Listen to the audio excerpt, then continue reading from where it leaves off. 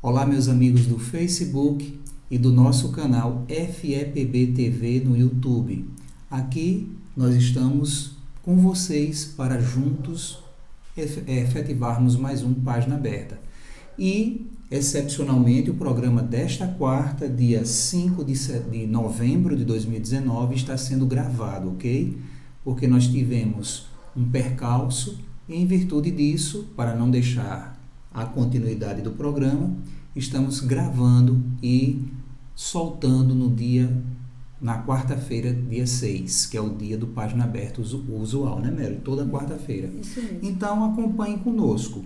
Hoje nós temos o livro Caminho, Verdade e Vida, ponto 49, com o título Saber e Fazer.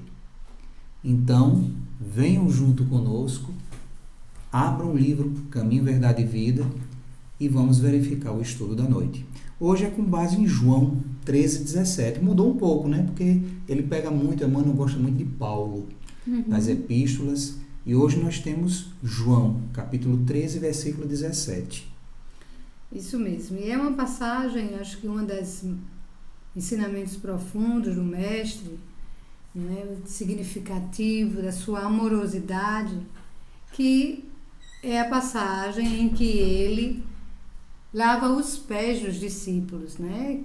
Depois, nessa preparação, né, ele vai, antes da ceia, ele, como João relata, né, ele pegou uma toalha, colocou na cintura, né, como um cinto, depois colocou água numa bacia e começou a lavar os pés dos discípulos, limpando-los com a toalha que estava cingido.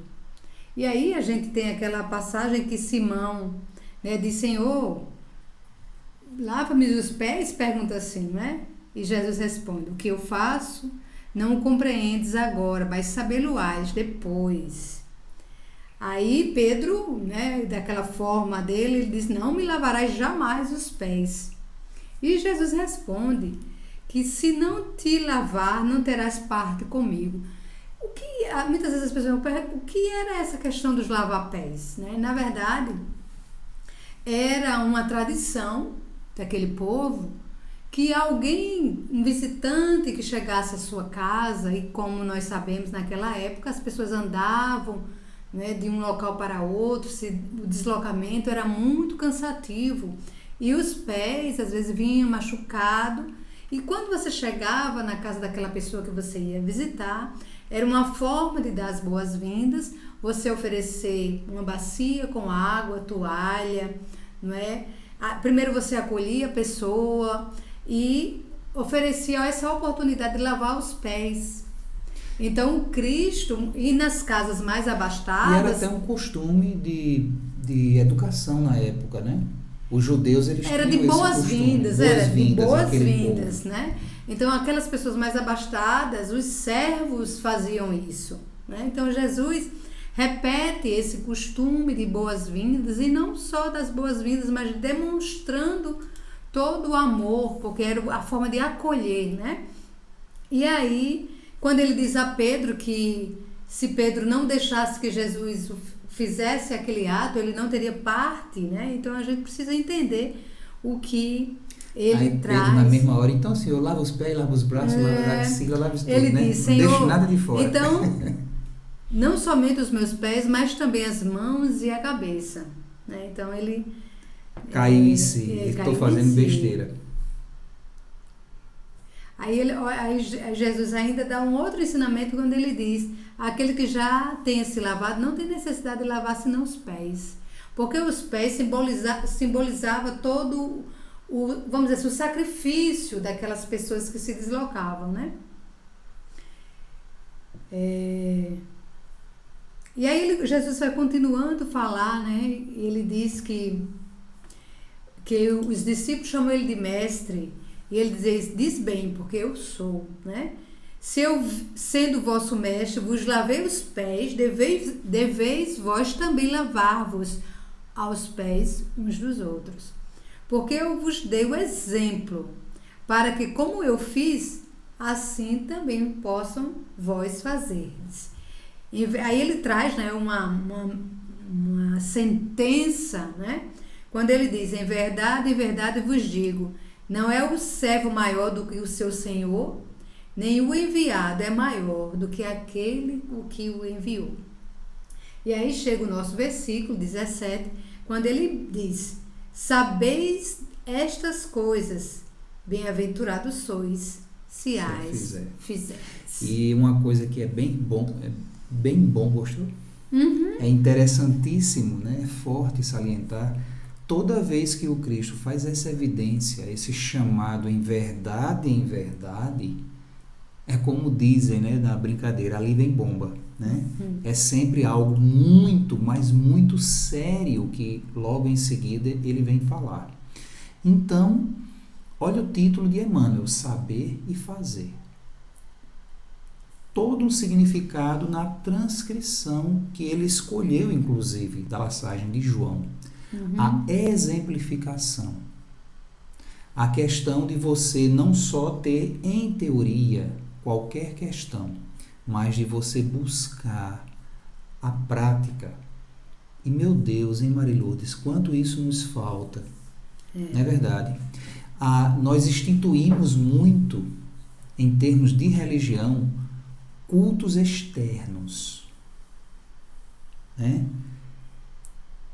De simbolismos, reuniões públicas para ouvir ou para nos reunirmos na saída de casa, no sentido de se dizer o homem religioso, seguidor de uma doutrina ou de outra doutrina.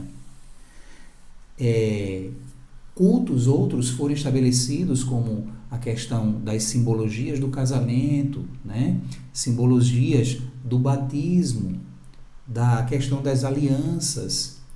Mas a gente vê que tudo tem um significado, mas não se aprofunda em.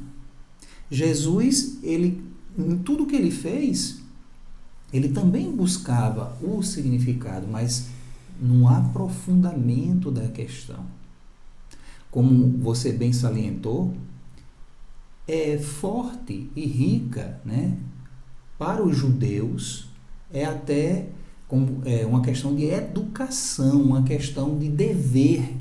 Quando chega alguém, né, ele fazer esse culto. E Jesus, para manter essa questão, ele executa, mas ele lança a questão do porquê mais aprofundado. Em termos de humildade, em termos de labutar, de servir, né? De buscar diferenciar. E aí Emmanuel pega a sentença, se sabeis essas coisas, e quantas coisas eu vos pergunto. Eu faço para mim mesmo essa pergunta. A gente já não sabe do Cristo, né, Mary? Agora estamos sendo bem-aventurados porque estamos executando, fazendo. Emmanuel, ele já lança assim uma reflexão grande no primeiro parágrafo. Entre saber e fazer existe singular diferença. Tá claro isso? Né? Porque o douto, ele aprende.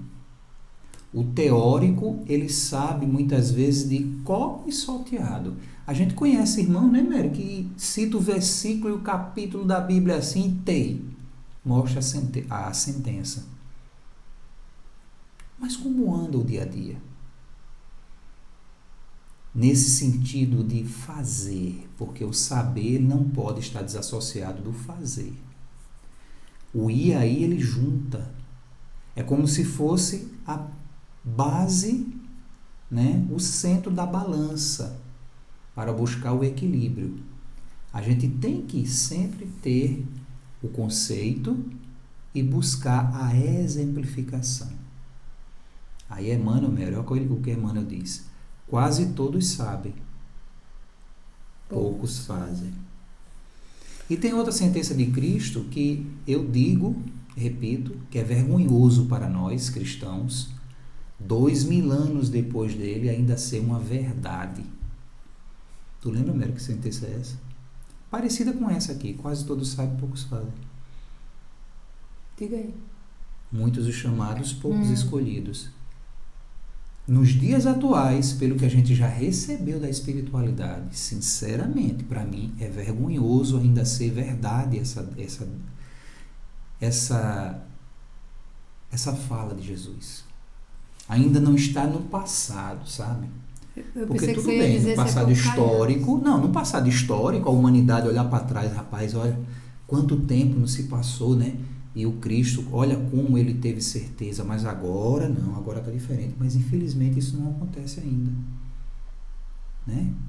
Estamos no momento em que o joio e o trigo estão bem grandinhos lá e já dá para perceber, né? Já dá para diferenciar. E infelizmente, muitos sabem e poucos fazem.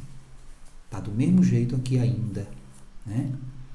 Nós estamos nesse divisor de água entre as verdades de Jesus na sabedoria não, na inteligência. Porque o sábio, ele faz, por isso que ele é sábio. O inteligente, ele decora, mas ainda não desenvolveu, né? Ainda não formou-se na fé, no sentido da fidelidade, como a gente costuma dizer, né?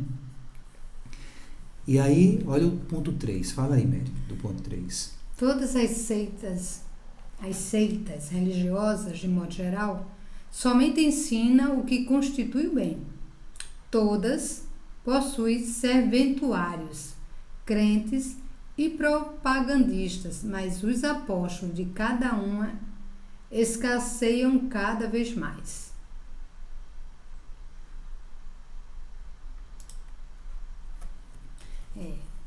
A gente, né, compreende que desde o seu primeiro ponto, que ele traz a diferença entre o saber e o existir, todas as religiões, sejam elas que denominação for, elas ensinam o que constitui o bem, né? Não tem, a não ser uma coisa completamente fora de propósito que possa ensinar o contrário, o mal, né? Mas muitas vezes esse ensinamento ainda é deturpado, né? Porque a gente ainda vê muitas questões em termos né, de você ser assim averso até à lógica, né? Você busca as questões de você querer destruir, porque em tese você é inimigo da verdade, da sua razão, da sua crença, né? Ainda infelizmente no mundo existe muito isso. E quando eu falo nesse sentido, não é no sentido de eu simplesmente ser um homem bomba, né? De eu ser uma pessoa que vai ao extremismo da violência. Não. A gente tem o extremismo da inteligência em desfavor do bem. E é isso eu acho que é até pior, né? Quantas pessoas a gente não vê conduzindo na palavra, inocentes, em prol de si mesmo, ou em prol de um conceito sectarista, separatista, que não une, e diferente do que pregou Jesus, mais traz anátemas e confusões do que concórdia e solução de continuidade, né? Para o caminho evolutivo, né? Da paz. E aí ele continua dizendo, né, que há sempre vozes habilitadas a indicar os caminhos. É a palavra dos que sabem, né? Raras criaturas penetram valorosamente a vereda, muita vez em silêncio, abandonadas e incompreendidas. É o esforço supremo dos que fazem. Então, muitos estão habilitados, né, e falam apenas do saber, do que já estudaram, né? Indicam os caminhos, mas raros são aqueles que realmente penetram no caminho, e esse caminho muitas vezes em silêncio, sem fazer divulgação. Sem alarde. Sem alarde, né? Abandonadas e incompreendidas. A gente vê, meu E Deus é do o céu. esforço supremo dos que fazem. É. Quantos anônimos estão aí que não se dizem de religião aqui ou ali, mas que estão salvando vidas, mudando histórias, não é? Então, são muitos casos que a gente observa, graças a Deus, né? Que tem esses irmãos que não precisam fazer propagandas do que fazem, eles são a própria exemplificação da introspecção da mensagem verdadeira do Cristo, e muitas vezes não quer dizer que seja um cristão, porque a mensagem do Cristo é para além do cristianismo. Ela está ligada às leis universais que está em tudo, não é? Então, quando alguém se coloca na vida a ser um servidor, onde ele esteja, ele vai buscar agregar, ajudar, auxiliar, ele está seguindo a base doutrinária do Cristo, que é fazer o bem a todos, né? Exatamente. E aí a gente vê, meu Deus do céu, né? Nos nossos ambientes, por exemplo, nas casas espíritas, a gente vê sempre aquelas criaturas que trabalham, né? Que desenvolvem, e a gente vê que existe dirigentes de centro espírita que levam realmente, literalmente, o trabalho a sério nas costas, e muitas vezes vem pessoas que começam a lançar críticas, né? Lançar discórdias, quando não procuram, né? Às vezes o trabalho, por mais simples que seja, ele é realizado, mas as críticas aos críticos, e esses críticos muitas vezes não fazem nada para colaborar, cruzam os braços, né? Mas reclamar e falar de maravilha. Infelizmente a gente vê muito isso, ainda estamos naquele patamar em que, se eu faço, né, 101%, eu sou maravilha. Mas no dia que eu fizer 100% ou 99%, aquele diferencial de percentual, por mínimo que seja, porque eu sou humano, porque eu falho, porque eu estou no processo igual a você, apenas eu escolhi fazer, tentar pelo menos fazer, ou realizar de alguma forma. Aí eu sou criticado. Aí, né, chega aqueles que são os senhores da verdade e começam a dizer isso e aquilo outro. Infelizmente a gente vê muito isso, né? Quanto o nosso irmão Chico Xavier não sofreu, né? Divaldo Franco também. Tantos e tantos outros. No meio católico, no meio protestante, pessoas que faziam a diferença, mas que sofreram mais com os seus do que com os de fora. Mas não desistiram. E é nesse sentido, né? Emmanuel diz aqui, há sempre vozes habilitadas a indicar os caminhos. É a palavra dos que sabem. Então a gente, ao invés de buscar a crítica, a gente devia auxiliar. Se eu estou achando que o trabalho está pouco, então deixa eu dar do meu recurso para somar. Né? Deixa eu dar do meu recurso para somar, mas criticar por criticar e nada fazer, meus irmãos, vamos prestar atenção. Né? E muitas vezes a reclamação que eu faço, ela não contribui nem colabora, ela traz muitas vezes desavenças e atritos. Muitos e muitos trabalhadores, inclusive, são perdidos por conta justamente de não saber lidar com a pessoa, né? Por não ter a base de entendimento de que todos estão em processo e que, hora ou outra, a gente, mesmo eu, mesmo você, vai fazer certo e muitas vezes a gente vai fazer errado. Faz parte do processo. Mas o importante é a gente se irmanar, né? Ir adiante. Emmanuel continua dizendo aqui, Jesus compreendeu, olha bem, o mestre, Que ele sim poderia criticar, né, não, Mary? Uhum. Ele sim poderia rasgar o verbo. Mas ele compreendeu a indecisão dos filhos da terra. Emmanuel nos lembra, porque isso é uma verdade. Uhum. É tanto que se deixou crucificar, se deixou surrar. A troco de quê? Para ensinar pelo amor. Né? O caminho que nem sempre é o mais fácil. Muitas vezes vai haver sofrimento, vai haver dificuldades, mas o importante é a obra, a intenção, o efeito que aquilo ali, sendo em absoluto verdade, no sentido, né, do conceito divino, vai realizar com o tempo. Porque o advogado da razão, a gente já falou várias vezes aqui, é o tempo.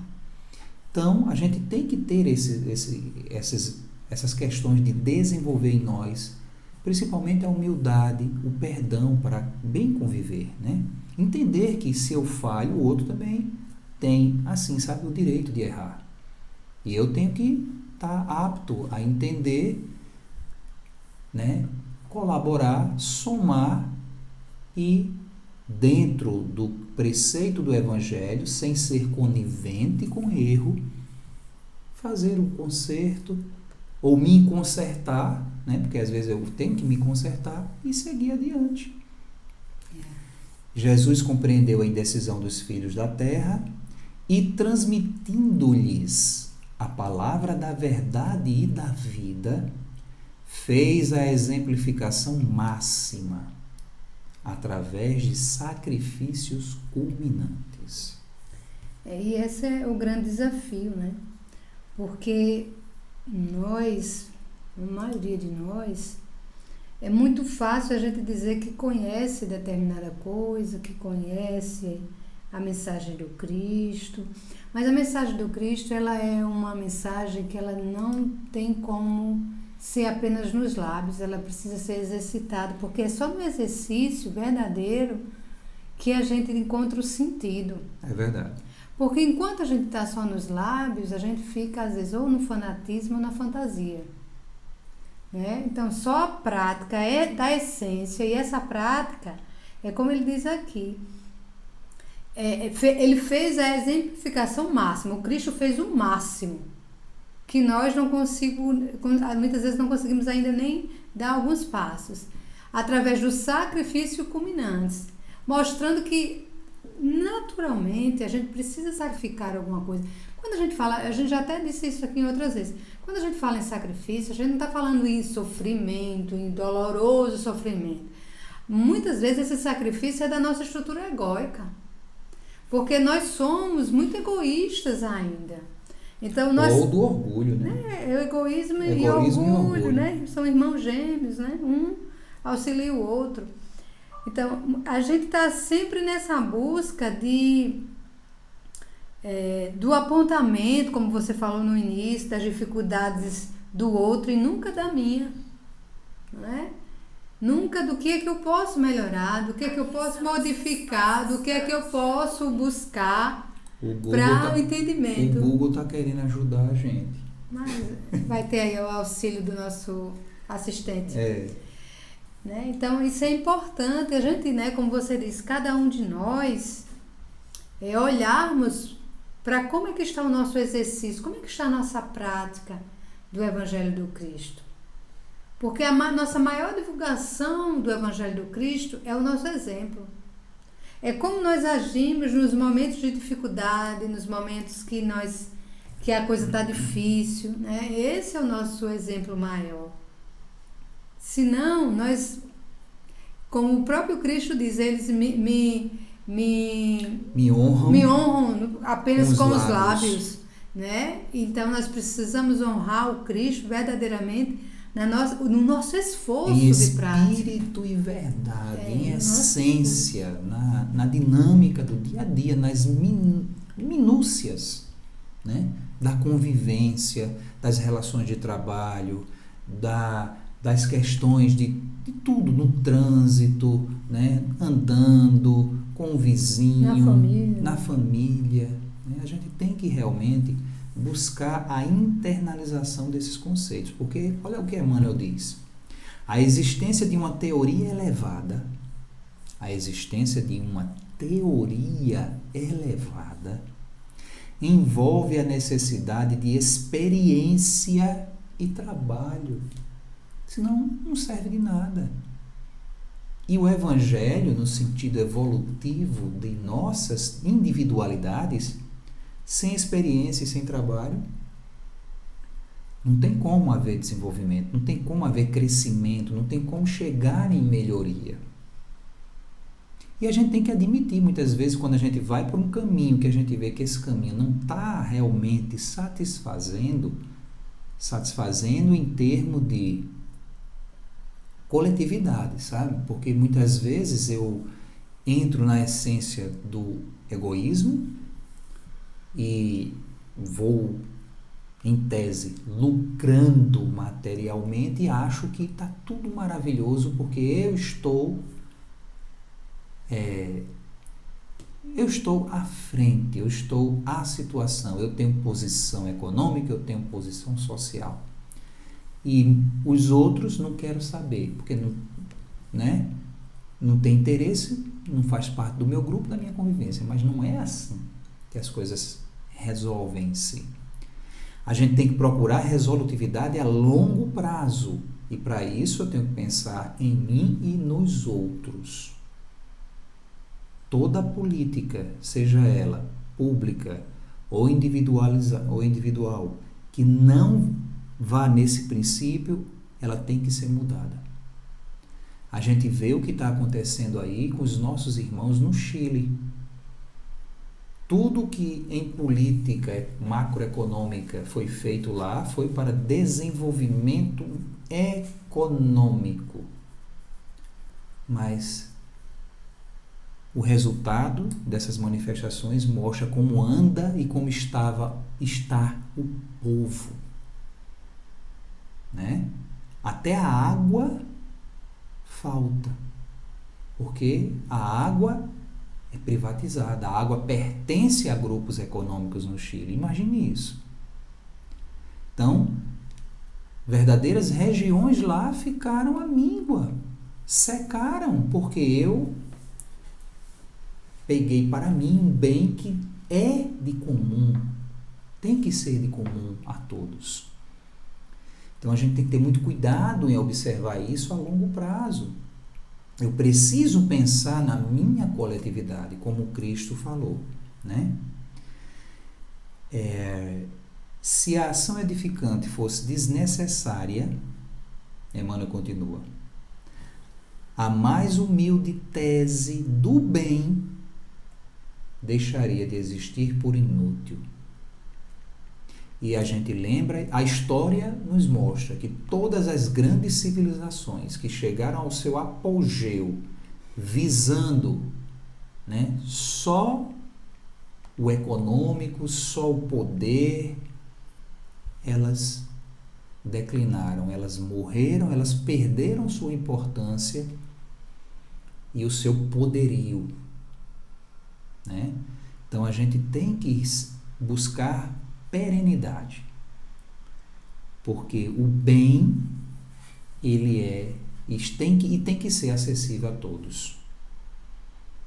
Né? Falar alguma coisa, André? Não, pode continuar. E aí Emmanuel fecha dizendo: João assinalou a lição do mestre com sabedoria. Demonstra o versículo. Que versículo é? Vamos ver aqui.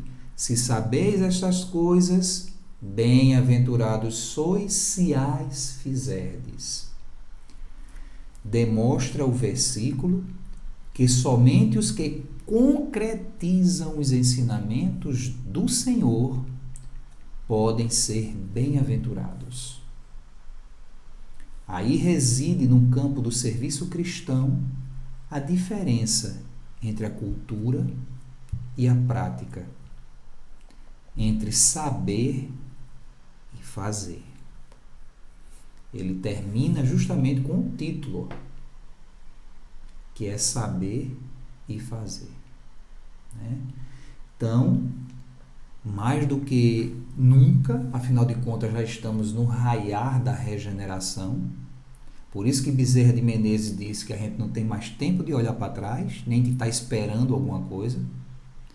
A gente precisa sair da teoria urgentemente para a prática. A prática do Evangelho.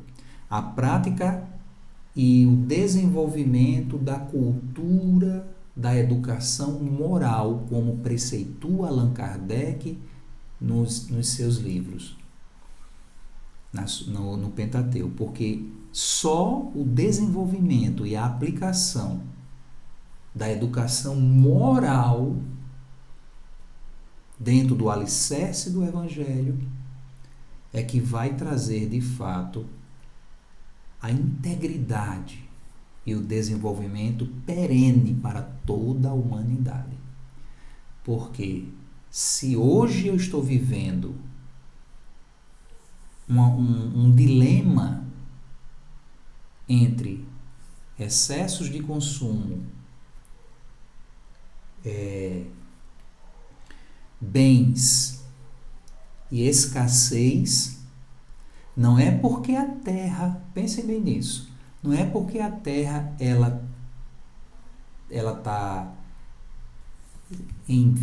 se exaurindo ou não tem o suficiente, é melhor assim, não é porque a Terra não tem o suficiente para todos, ela tem.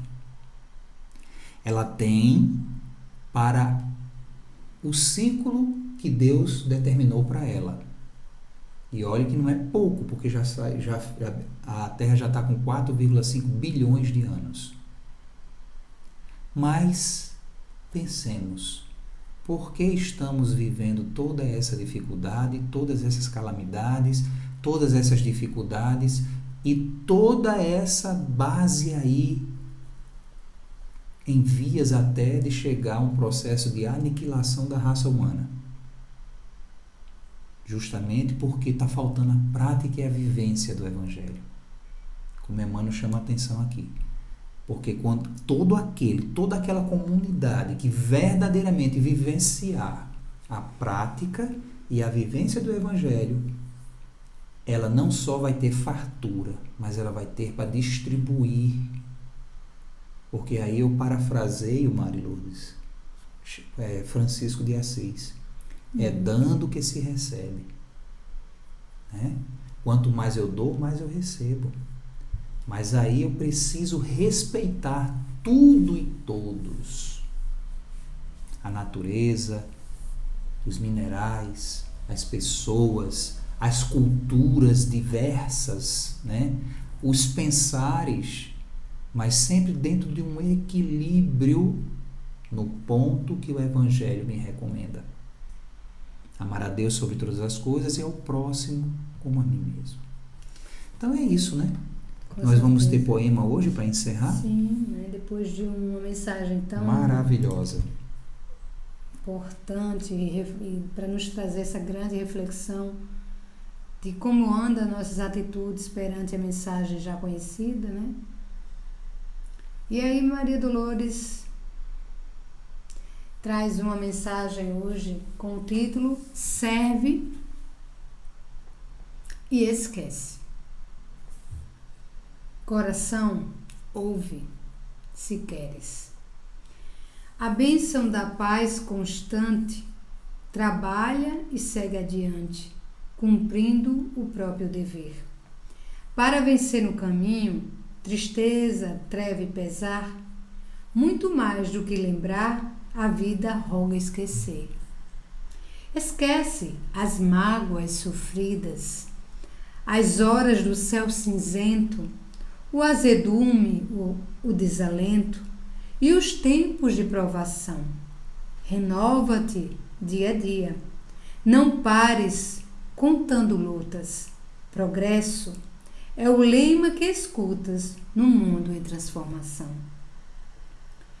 Tudo procura vanguarda. A flor converte-se em fruto. Do cascalho rijo e bruto, eis o diamante a surgir. O fio forma o agasalho.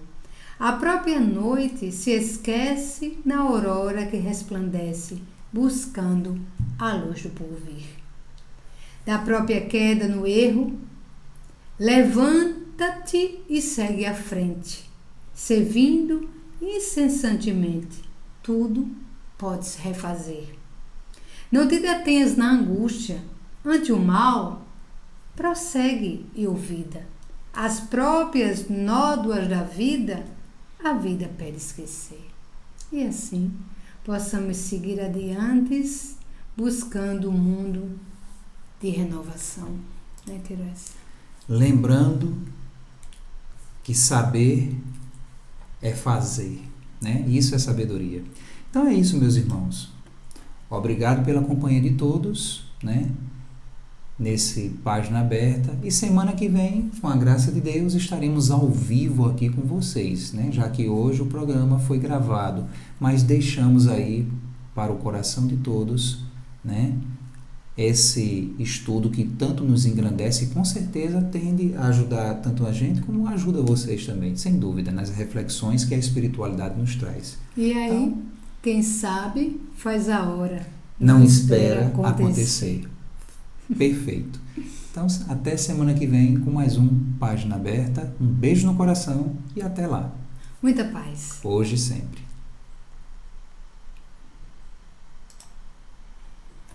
Prontinho.